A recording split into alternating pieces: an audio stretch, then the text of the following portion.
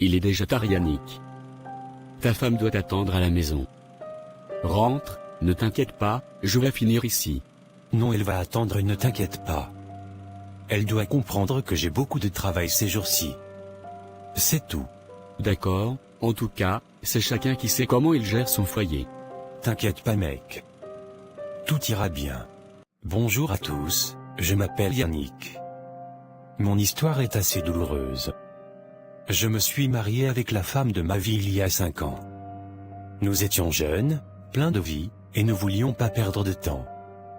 Nous avons donc eu un enfant dès la première année.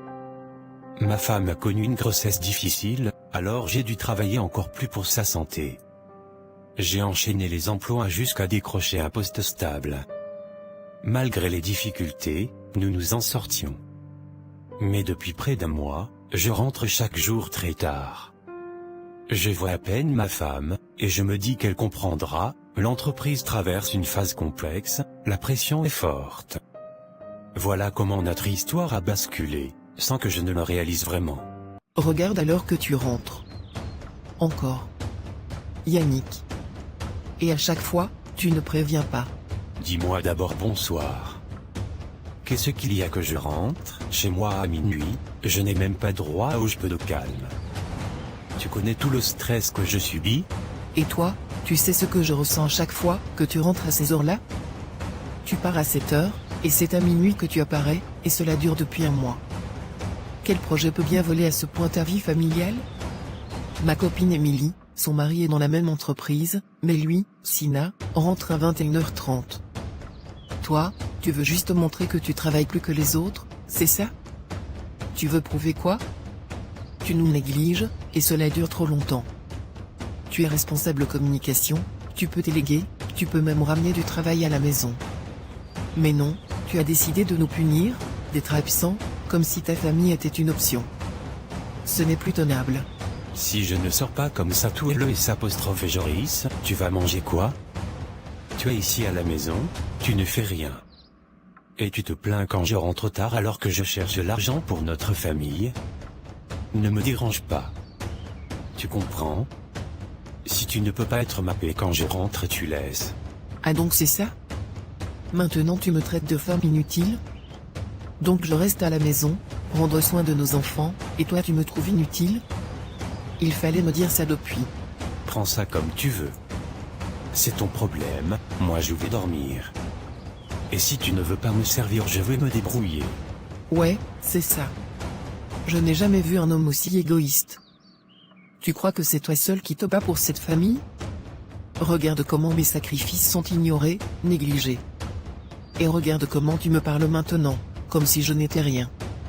Si c'est comme ça, ne compte plus sur moi pour t'attendre le soir, pour réchauffer ta nourriture, pour veiller sur toi.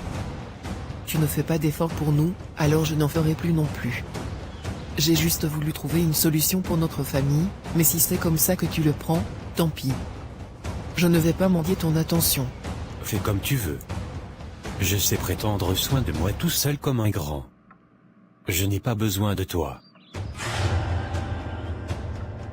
J'ai considéré que ma femme m'avait manqué de respect et parlait durement. J'ai donc décidé de ne plus lui adresser la parole. Déjà stressé par le travail, je ne voulais pas en rajouter à la maison. Je faisais beaucoup pour notre famille et j'avais besoin d'une présence apaisante, pas de reproches constants. Ma femme connaissait mes silences, je pouvais être dur par le mutisme. Alors je suis resté calme, en retrait, espérant que le temps apaise les tensions.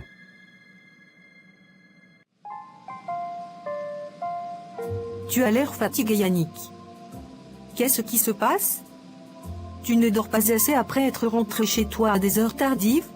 Je suis épuisé. Déjà je finis tard chaque jour, et hier ma femme m'a fait une de ses sermons. Je ne sais pas s'il y a un endroit sur cette terre où je pourrais être en paix. Je vois. Tu as mangé hier au moins? Même pas. J'ai décidé de bouder la nourriture de Hermine.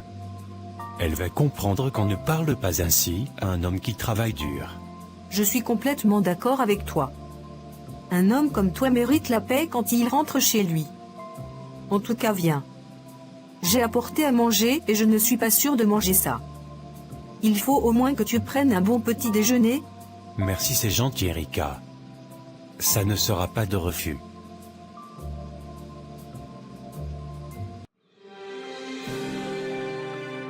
Tu ne lui as encore rien dit?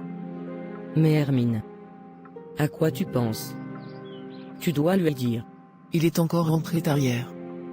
Je n'arrive pas à lui parler. Dis-toi que hier on s'est pris la tête. C'était violent. C'était compliqué. Et je pense qu'on va arrêter de se parler pendant un temps. Mais ce n'est pas le moment de faire ça. Tu dois lui dire. Tu dois lui parler. Avant qu'il ne soit trop tard. Je le ferai. Mais Yannick, tu as la cotin. Je t'ai vu tout à l'heure à la cantine. Tu discutas avec la belle Erika. Tu sais qu'elle te fait les yeux doux depuis toujours. Ce n'est pas ce que tu crois, elle m'a juste partagé son repas. Rien d'extraordinaire. Et puis comme je suis en froid avec ma femme, ce repas m'a fait du bien. Tu devrais juste faire attention. C'est quand un homme et sa femme ont des problèmes, que tout genre de tentation arrive souvent. Je connais ces WNN, je te préviens juste. Ne t'inquiète pas. Rien ne peut faire, je dis bien rien, ne peut me distraire. Absolument rien.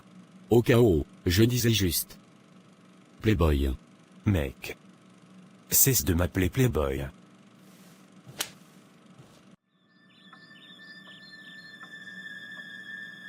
Ah, tu es rentré? Je chauffe ta nourriture? Yannick, je te parle. Tu ne me réponds pas? Yannick. Qu'est-ce que tu fais ici? Je suis venu te chercher. Pour qu'on aille manger. Ça sera notre nouvelle routine. Heureusement que tu es là. Qu'est-ce que j'allais faire?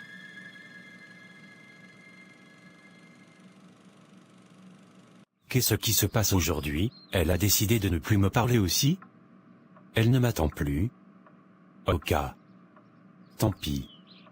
Je ne peux pas rester avec une femme aussi ingrate. Nous avons décidé de ne plus nous parler. Ma femme ne m'attendait plus le soir, et mon orgueil me disait que cela ne me touchait pas. Je ne faisais même plus attention à elle. Alors, ce jour-là, je suis rentré, je me suis couché. Elle était là, près de moi. Pendant la nuit, j'ai senti qu'elle essayait de me parler, elle insistait. Mais je n'ai pas bougé, je n'ai pas répondu. Je voulais la punir pour son manque de reconnaissance envers tous mes efforts. Je voulais lui faire payer son ingratitude. Et puis, le pire est arrivé, le pire. Depuis ce moment, plus jamais ma vie n'a été la même. Ah, enfin, c'est la toute dernière fois. Que tu m'appelles incessamment comme ça. La toute dernière fois. J'étais en train de conduire. Qu'est-ce qu'il y avait de si urgent que ça ne pouvait pas attendre le lendemain? Je te parle. Tu ne me réponds pas? Tu joues à quoi? Hermine. Hermine. Hermine. Hermine ma chérie. Hermine. Ce jour-là, en rentrant, j'ai trouvé ma femme Hermine morte sur le canapé. Elle avait laissé une lettre à côté d'elle. Elle y expliquait qu'elle essayait de me parler depuis des jours, elle avait un cancer de l'utérus en phase terminale. Voilà pourquoi elle voulait désespérément me parler depuis des semaines. Mais moi, je n'étais jamais disponible, jamais ouvert à la discussion. Même quand elle était en colère, elle a tenté de m'appeler, de m'interpeller, je n'ai pas écouté. Par orgueil, par entêtement, j'ai perdu ma femme. Quand j'ai lu cette lettre, j'ai été brisé, totalement anéanti. Le choc fut si violent que ma vie a basculé dans le regret et la douleur la plus absolue. Si tu savais comment je m'en veux. Si tu savais comment je m'en veux, Marie. Ta sœur a essayé de me prévenir, elle a essayé de me parler, mais jamais je ne lui ai prêté oreille. Je ne suis qu'un piétro mari. Elle m'avait parlé de vos problèmes de communication. Je lui avais conseillé de briser le silence, de t'expliquer qu'elle avait besoin de toi. Tu aurais dû être là, à ses côtés. Bien sûr, la maladie était déjà très avancée, et médicalement, peut-être que rien n'aurait changé. Mais au moins, ta présence aurait adouci ces derniers instants. Malheureusement, tu as été têtu, sourd à ses appels. Tu l'as abandonné dans sa plus grande détresse. Aucune femme ne mérite de finir ainsi, seule, en froid avec celui qui aurait dû être son soutien. Même face à la mort, la douleur de l'isolement est une souffrance inutile et cruelle. Je sais bien tout ça et si tu savais comment je m'en veux. Je ne me le pardonnerai jamais. J'ai été le pire des maris. J'ai été horrible. Maintenant à quoi me servent tous ces moments où je rentrais tard? À quoi ça me sert si je n'ai plus le sourire de Hermine quand je rentre à la maison? À quoi me sert tout ça? L'orgueil dans la vie ne sert à rien. Ça n'a jamais rien arrangé et ça ne va jamais rien arranger. Je te conseille de méditer sur tout ça. De te remettre en question aussi. Mec, tu ne viens plus au travail depuis un moment. Et tu es toujours en noir, je sais que la mort de Hermine t'a affecté, mais tu dois finir ce que tu as commencé. Le boss attend des résultats, et tu étais déjà vers la fin. C'est à cause de ce travail que j'ai perdu ma femme. Après tout ce que j'ai fait pour cette entreprise, on ne peut pas me laisser faire mon deuil en paix. Je n'ai pas le droit de le faire? C'est même quelle histoire. Mec, je comprends ta douleur, crois-moi. Si cela ne dépendait que de moi, je te laisserais tout le temps nécessaire pour faire ton deuil. Mais là, il ne s'agit pas seulement de toi. On a une équipe, des engagements. Dis-moi ce que je peux faire pour t'aider, pour alléger un peu ta charge. Mais ne fais pas un abandon de poste, ressaisis-toi, termine au moins le projet en cours. Après ça, demande des congés, on te les accordera, même avec maintien de salaire. Tu as besoin de souffler, mais fais-le de manière responsable. Je suis là pour toi. Merci mec. Merci, je vais faire l'effort de venir demain. Et chercher une nounou pour mon fils. Je ne peux pas le laisser seul à la maison.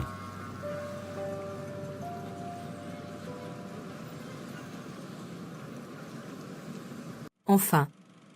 Tu as décidé de revenir travailler. Ça fait plaisir. Tu m'as manqué. Je n'avais pas le choix, il y avait une menace de renvoi qui planait sur ma tête. Je ne pouvais pas prendre le risque. Tu as mangé? Tu as faim? Il faut que je m'occupe de toi plus que jamais. Sinon tu vas te négliger, je sens ça. Ne t'inquiète pas, j'essaie de prendre soin de moi. Ça va aller. Non, j'insiste. J'insiste vraiment. Tu dois prendre soin de toi. Et je vais le faire. Sinon qui s'occupe de ton petit garçon en ce moment? Tu as trouvé une nounou? J'ai trouvé une nounou, oui. Fallait me dire que tu en cherchais, ma petite sœur ne fait rien à la maison depuis qu'elle a eu le bac. Je peux lui demander d'être nounou. Tu la paieras, ça lui fera des choses à faire. Qu'est-ce que tu en dis? D'accord. De toutes les façons, je te laisse gérer alors. J'ai pas la tête à ça, je veux juste que mon fils ne ressente pas l'absence de sa mère. Ne t'inquiète pas, je m'occupe de tout. J'étais désespéré. Plus aucune envie de travailler, ce travail qui m'avait volé ma femme de manière si brutale. Je voyais bien Erika essayer de se rapprocher, mais je refusais de la regarder comme une femme, par peur de trahir Hermine. J'étais dans un tel gouffre, et puis, j'ai commis une erreur. J'ai joué avec des forces auxquelles je n'aurais jamais dû toucher. Je voulais simplement lui demander pardon, lui parler une dernière fois. Alors, j'ai été voir un croque-mort, une décision désespérée, irrationnelle, née de la douleur et de la culpabilité. Je sais pourquoi tu es là, mon fils. Mais la route que tu t'apprêtes à prendre est une route dangereuse, il faut laisser les morts reposer en paix. Je sais. Mais je veux juste pouvoir parler à ma femme une dernière fois, je veux m'excuser pour tout. Je veux qu'elle repose en paix. Je sais qu'elle n'est pas en paix. Il y a des affaires qu'il vaut mieux souvent laisser ainsi. Revenir sur ça peut être problématique. Mais si vous voulez qu'on invoque l'esprit de votre femme, c'est ce que je ferai. Comme vous voudrez. Je veux la voir, pouvoir lui parler, et pouvoir obtenir son pardon. J'y tiens vraiment.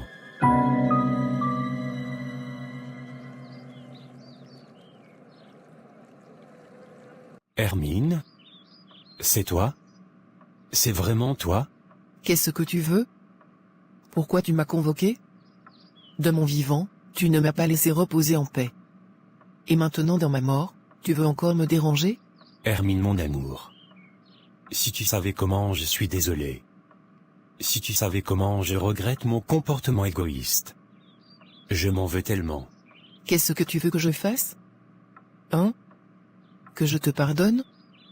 Que je pardonne tes erreurs? Pour que tu me laisses reposer en paix? Je suis morte dans la douleur et la solitude, Yannick. Si c'est mon pardon que tu cherches, tu l'auras. Mais en échange, il faut que tu me laisses reposer en paix. Rappeler un esprit dans ce monde n'est jamais sans conséquences graves, et je ne veux surtout pas que quelque chose arrive à notre petit garçon. Laisse-moi partir. Fais ton deuil, protège ton fils, et vis pour lui désormais. C'est tout ce que je te demande. Pardonne-moi, Hermine, pardonne-moi de ne pas t'avoir protégé, de ne pas t'avoir écouté quand tu avais tant besoin de moi. S'il te plaît, pardonne-moi. Tu me manques terriblement. Tu étais l'amour de ma vie, la seule qui m'ait donné autant de force et de courage pour avancer. J'ai négligé notre famille en pensant bien faire, en croyant que mon travail était la clé de notre avenir. Mais je me suis trompé. Cette réussite n'avait aucun sens sans toi à mes côtés. Maintenant, je le sais trop tard. Mec, c'est comment? Je t'ai parlé l'autre jour, mais on dirait que tu n'as pas saisi le message. Tiens, voici ta lettre de renvoi. Le patron a décidé que tu ne remettrais plus les pieds ici. Il ne veut plus te voir. Je te l'avais dit pourtant, j'ai cru que tu avais compris, mais tu as recommencé à ne pas venir. Et voilà le résultat. Qu'est-ce qui s'est passé? Tu ne répondais même plus aux messages, ni aux appels. C'est comme si tu t'étais volatilisé. On ne peut pas fonctionner comme ça dans une équipe. C'est dommage, mec, vraiment. J'ai fait une folie, quelque chose de complètement irrationnel. Je sais que tu vas avoir du mal à me croire, mais c'est la vérité. J'ai tenté de parler à l'esprit de ma femme défunte, pour lui demander pardon et lui permettre de reposer en paix. Je suis allé voir un homme dans la forêt, un spécialiste de ce genre de pratique. Il a réussi à la faire apparaître, mais il m'a averti, il y avait une contrepartie. Les forces invoquées exigeraient un retour, et je devrais tout perdre. Depuis, chaque fois que j'essaie de sortir pour aller travailler, tout conspire pour m'en empêcher. C'est comme un sort, du coup, perdre mon emploi était inévitable, et c'est exactement ce qui est arrivé. Je suis piégé. Ce que tu me racontes là, c'est un film d'horreur. Mec, il faut arrêter ça. Ce n'est pas du tout drôle. Pourtant, c'est la pure vérité, la stricte vérité. Mec, je vais tout perdre, mais tu sais quoi? Au fond, ce n'est pas grave, parce que j'ai pu parler à l'esprit de ma femme. J'ai obtenu son pardon. Je ne sais pas si je pourrai jamais tourner la page, mais au moins, j'ai réussi à lui apporter la paix. Et ça, c'était mon seul vrai objectif. Maintenant, qu'importe le reste, j'ai accompli l'essentiel. Tu es bizarre. Mec. Vraiment. Bonsoir monsieur. Votre fils dort déjà. Et comme vous êtes là, je vais donc rentrer. Non, Suzy, attends un peu, tu es une nounou incroyable, merci pour tout ce que tu fais pour ma femme et moi. Ces derniers temps, j'ai traversé toutes les émotions, et là, je suis arrivé à un point où j'ai vraiment besoin de compagnie, juste un peu. S'il te plaît, accepte de rester avec moi, ne serait-ce qu'un moment. Je ne te demande rien d'autre que de ne pas me laisser seul avec mes pensées. C'est difficile à expliquer, mais ta présence m'apaise. D'accord monsieur. Vous attendez quelqu'un? À cette heure non. Entrez, c'est ouvert.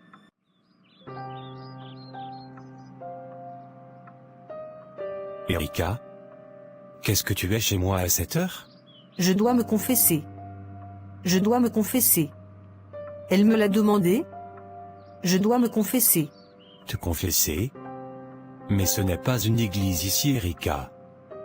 De quoi tu parles? Non. Ta femme. Ta femme. Elle. Son esprit est venu chez moi. Elle m'a demandé de me confesser. de me confesser. Ce n'est pas totalement de ta faute ce qui lui est arrivé. C'est à cause de moi. De ma jalousie. C'est de ma faute. Mais qu'est-ce que tu racontes? Qu'est-ce que Hermine a à voir avec tes confessions? Est-ce que tu peux respecter sa mémoire et laisser son nom en paix? Laisse son nom en paix. Non, tu ne comprends pas, c'est moi. C'est moi qui l'ai tué. J'ai achevé ta femme. Ce jour-là, quand elle t'appelait pour que tu rentres d'urgence, j'étais déjà chez toi. Je m'étais introduit en douce. Ta femme n'est pas morte d'un cancer, elle est morte parce que je l'ai assassinée. Depuis un moment, je la harcelais de façon anonyme, sans jamais me montrer. Je te voulais, je t'ai toujours désiré. Alors, quand j'ai appris que vous étiez en froid, j'ai vu l'occasion parfaite pour mettre mon plan en exécution. Après l'avoir tué, j'ai tout dissimulé, faisant passer sa mort pour un cancer. Je croyais qu'une fois libre, tu finirais par être à moi. Mais même après sa mort, tu ne m'as pas regardé, tu ne m'as pas accordé la moindre attention. J'ai donc perdu espoir. Mais cette nuit, son esprit m'est apparu aussi clair que si elle était vivante, et il m'a ordonné de te révéler la vérité. Je ne peux plus porter ce poids seul. Mais tu es complètement folle de venir chez moi me dire pareille chose. Tu es complètement dingue. Non, chérie, calme-toi. Ne fais pas quelque chose que tu pourrais regretter.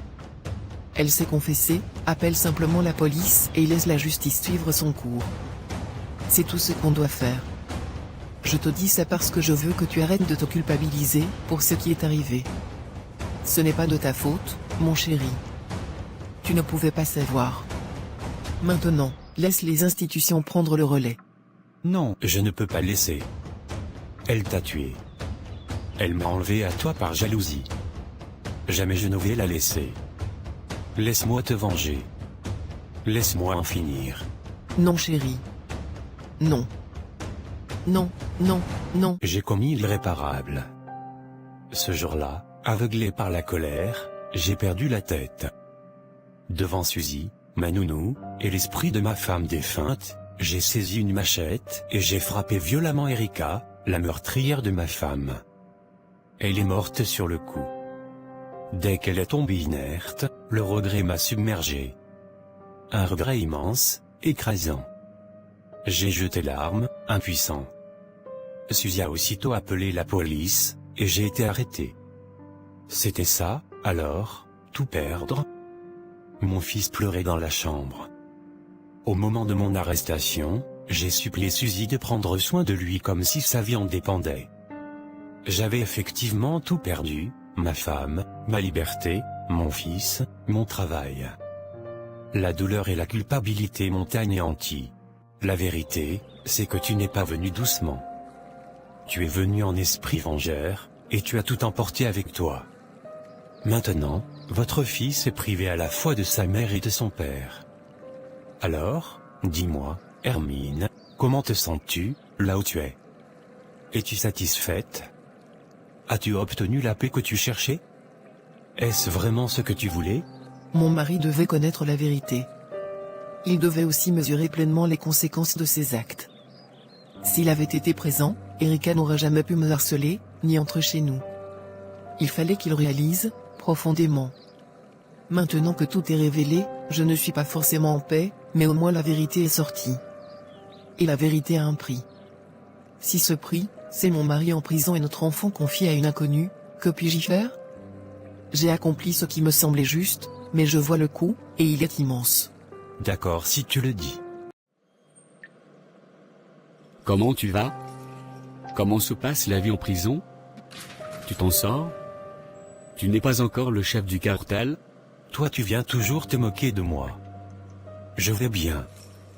Comment va mon fils? Il grandit bien? Il grandit bien, merci de nous avoir donné sa garde. Nos femmes et moi avons l'impression de renaître à ses côtés, en plus de ça il grandit tellement bien. Je suis content. J'aimerais tellement le voir, je sens qu'il est déjà grand, qu'il a bien grandi. Prochainement essaie de venir avec lui s'il te plaît, ça sera sympa. Tu sais qu'on ne vient pas avec les enfants en prison. Du moins les petits enfants. Il est encore jeune mais je vais faire l'effort. Merci frère. Merci de ne m'avoir jamais laissé malgré tout. Merci beaucoup. Bonjour monsieur, je peux vous parler? Qui êtes-vous? Et comme voulez-vous? Laissez-moi juste vous parler, j'ai un message important venant de Hermine. Hermine, la femme décédée de mon ami? De quoi vous parlez? C'est incroyable. Vous êtes seulement fou? Rapprochez-vous. Yannick vous a peut-être parlé de ce qu'il a fait pour revoir sa femme une dernière fois. Son esprit aéré a révélé la vérité, et tout s'est enchaîné. Aujourd'hui, elle est enfin en paix, mais elle m'a envoyé vers vous, le gardien de son fils. Elle m'a dicté une lettre, écrite de ces mots, adressée à son enfant à tous les âges de sa vie, pour qu'il ne se sente jamais seul. Je suis là pour vous la remettre. C'est son dernier message, un lien qui devra traverser le temps. Je vois, c'est vraiment l'acte d'une mère, profond et bouleversant. Toute cette histoire est tragique, mais elle contient tant de leçons. Si Yannick avait été plus vigilant, si Hermine avait pu imposer sa parole, s'il n'avait pas cédé au silence et à l'orgueil, si la porte n'avait pas été ouverte à Erika, rien de tout cela ne serait arrivé. Mais voilà, le destin en a décidé autrement. Après ces épreuves, c'est à moi de me battre pour offrir un avenir à cet enfant. Rien n'arrive pour rien. Aujourd'hui, mon ami est condamné à perpétuité, ma femme, qui ne pouvait avoir d'enfant, en élève un, et moi, je deviens père à ma manière, tout en aidant celui qui fut mon grand ami. Chaque événement a sa raison, même dans la douleur. Oui, mon fils. Tout arrive pour une raison, prenez soin de cet enfant, et dites-lui bien que sa mère l'aime de tout son cœur. Qu'il sache que ses parents, malgré l'absence, l'aiment infiniment. Que cet amour le guide, le protège, et lui donne la force d'avancer, même quand nous ne sommes plus là pour le lui dire chaque jour. C'est notre dernier vœu pour lui. Merci papa. Joyeux anniversaire mon cher fils. Je suis heureux de te voir grandir aussi bien. Tu es un jeune garçon, très intelligent. Ton père et ta mère seraient fiers de toi. Ça te dirait qu'on aille le voir? Aujourd'hui? Il aimerait beaucoup te voir. Oui, j'aimerais beaucoup voir papa. Et en profiter pour lire une des lettres de maman. Devant lui. C'est une bonne idée.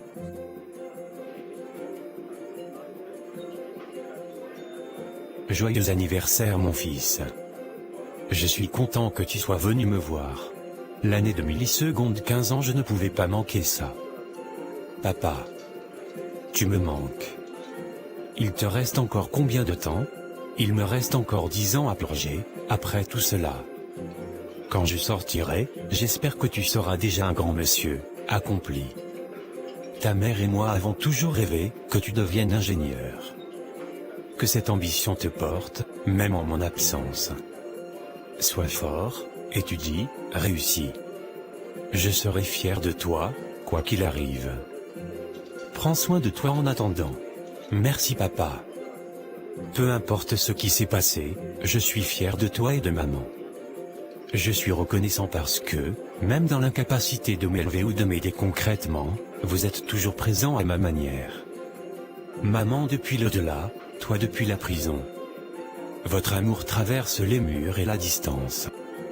Je ne me sens pas seul, car je sais que vos pensées et vos espoirs m'accompagnent chaque jour. Votre présence, même invisible, est ma force.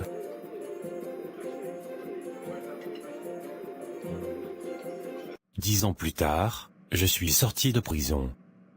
Mon fils est devenu un grand chirurgien, sauvant des vies. J'étais fier, bouleversé de bonheur. J'ai repris ma vie et assisté à son mariage, le père le plus comblé qui soit. Aujourd'hui, le seul conseil que je vous donne en cette fin d'année, c'est celui-ci: débarrassez-vous de tout ce qui vous enfle d'orgueil, de tout ce qui vous éloigne de ceux qui comptent. Si votre caractère est dur, s'il empêche vos proches de vous parler, laissez-le derrière vous. Passez à autre chose.